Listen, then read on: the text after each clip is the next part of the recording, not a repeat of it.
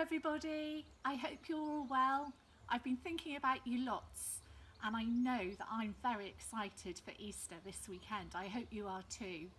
I'm in my garden at home and I can hear the birds tweeting and the sun has been shining all day.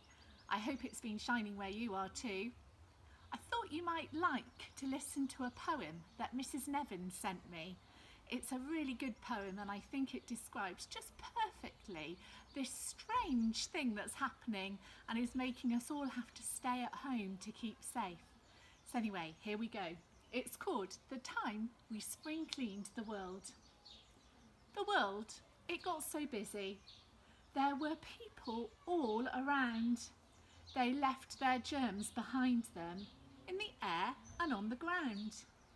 These germs grew bigger and stronger. They wanted to come and stay. They didn't want to hurt anyone. They just really wanted to play. Sometimes they tried to hold your hand or tickled your throat or your nose. They could make you cough and sneeze and make your face as red as a rose. And so the germs took over. They started to make people ill. And with every cough, we coughed more and more germs would spill. All the kings and queens had a meeting. It's time to clean up this world, they said. And so they had to close lots of fun stuff just so these germs couldn't spread. We couldn't go to the cinemas or restaurants for our tea. There was no football or parties. The world became as quiet as can be. The children stopped going to school. Their mums and dads went to work less. Then a great big giant scrubbing brush cleaned the sky and the sea and all the mess. Mums started teaching maths, big brothers played with us more. Dads were in charge of homework and we read and played jigsaws galore. The whole world was washing their hands and building super toilet roll forts. Outside was quiet and peaceful. Now home was the place for all sports. So we played in the world that was home, and our days filled up with fun and love. And the germs, they grew smaller and smaller, and the sun watched from above, just like today. Then one morning, the sun woke up early. She smiled and stretched her beams wide. The world had been fully spring cleaned. It was time to go back outside. We opened our doors oh so slowly and breathed in the clean and fresh air. We promised that forever and always of this beautiful world we'd take care. Now, I know we're an eco school and I know that we think it's really important to look after our world.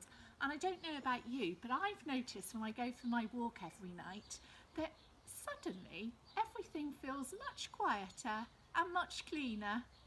So even when we go back to school, we must remember to keep doing all of those amazing things that we've been doing to look after the world around.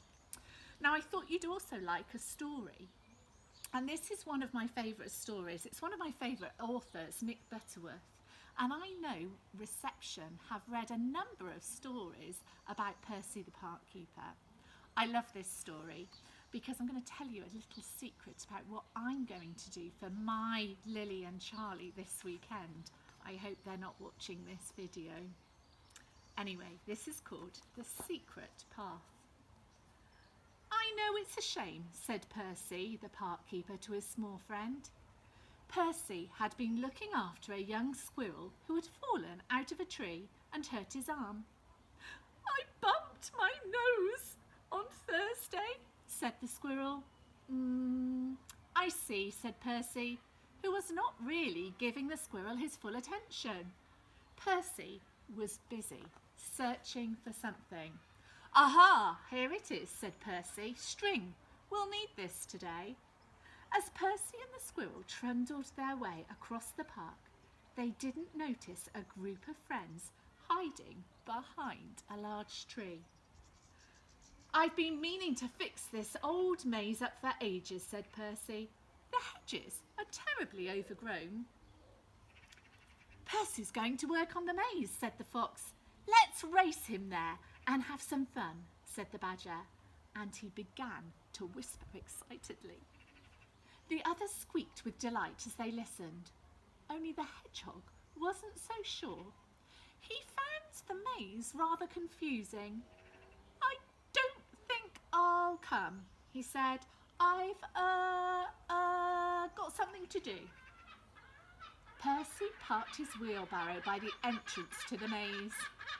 Aren't you worried about getting lost in the maze? The squirrel asked. That's why I need the string, said Percy. I leave a trail of string from where I'm working back to the entrance of the maze. That way I can't get lost, you see. The squirrel really didn't see, because he wasn't really listening. I'm not sure if I like spring or autumn the best, he said. Which do you like, spring or autumn? I certainly like the spring when everything starts to grow. At the back of the maze, a line of animals was disappearing one by one into the thick hedge. We'll go right to the middle and wait for Percy, said the badger. Then we'll jump out at him and give him a big surprise, giggled the rabbits. Shh, said the fox loudly, which set them all giggling again. Percy worked really hard with his hedge. He worked hard with his clippers, and little by little the maze began to look much tidier. I wonder what animal he's created there with his hedge. Do you know? All the time, Percy followed his string in and out of the maze. By now, the surprise party had made its way to the centre of the maze, where there stood a stone bench. The bench had been carved to look like a lion. At first, the animals waited eagerly for Percy to come, but Percy took longer than they expected. Soon, they began to yawn, and they all fell sound asleep. Percy's hedge clippers clacked on and on, only stopping now and then when Percy went to dump a barrow load of clippings.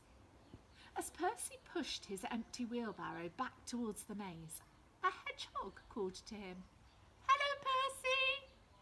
Did you get a big surprise from the animals in the maze? A big surprise?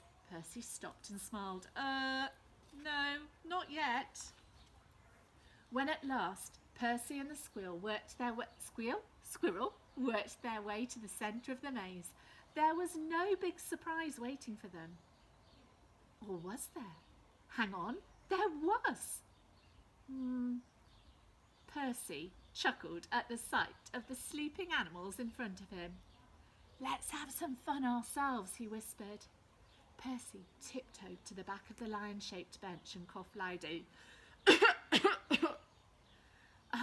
I beg your pardon, said Percy in a deep growly voice. The fox opened one eye.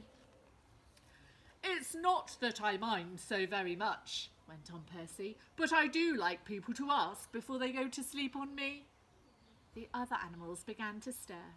The fox stared at the lion's head. He couldn't believe his ears. I'm very sorry, said the fox. We didn't realise. We thought you were just a seat. The other animals opened their eyes in amazement to hear the fox talking to a lump of stone. They were even more amused when the stone answered back. Did you indeed, said the growly voice. Just a seat, We're very sorry, said the fox. Will you tell us your name? Percy growled. My name is... But at that very moment, one of the rabbits looked behind the bench. His name is Percy, cried the rabbit. The game was up, and a chuckling Percy came out from behind the bench. Percy's tricked us indeed, said the badger. The fox suddenly started to giggle. That set everybody everybody else giggling again. "Come on," said Percy as he collected his tools together. "Who'd like toasted tea cakes for tea? I'll show you the way out of the maze. All we have to do is to follow my But Percy didn't finish. Suddenly, there in front of him was his little squirrel Harper. The squirrel was holding a large ball of string.